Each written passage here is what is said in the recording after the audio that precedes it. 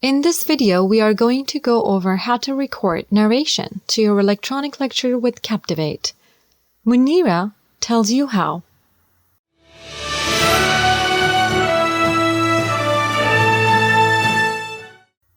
In our last video, we added rollover captions to our Captivate project.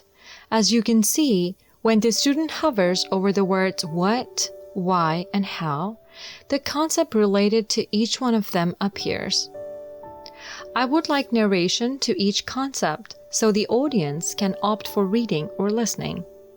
To do that, I will record audio directly to each caption. First, let's open our timeline to see each component.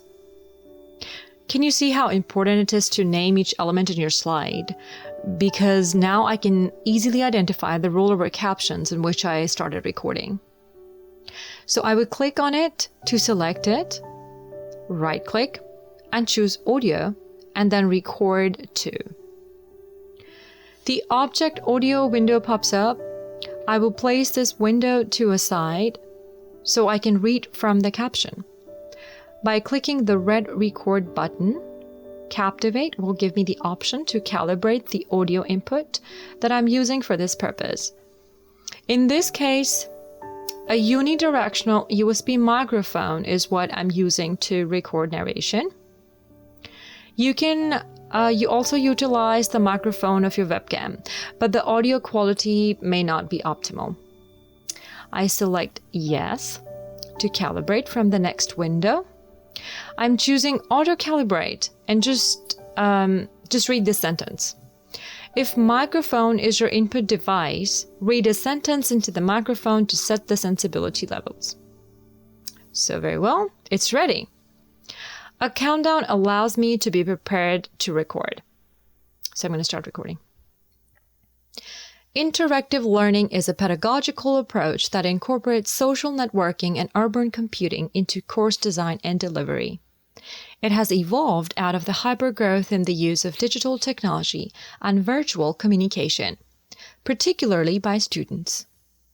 In essence, interactive learning espouses a hands-on approach which goes above and beyond textbooks to encourage student engagement and knowledge retention. Now let's stop the recording to edit the audio. From here, I can see that the recording volume seems to be low. I can also notice an extended silence before the beginning of the narration. So let's fix that.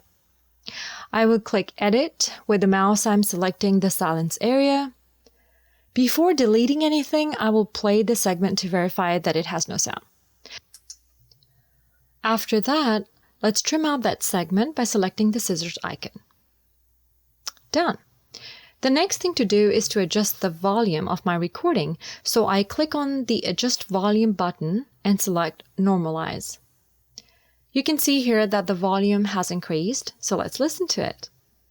It has evolved out of the hypergrowth in the use of digital technology and virtual. Everything looks fine, so let's save this audio. I will repeat the exact same procedure for the second and third caption. As you can see, you can also select the object first and from the Quick Access toolbar, select Record. According to Stanford University School of Medicine, interactive learning actively engages the students in wrestling with the material. It reinvigorates the classroom for both students and faculty. As always, it's time to preview our progress.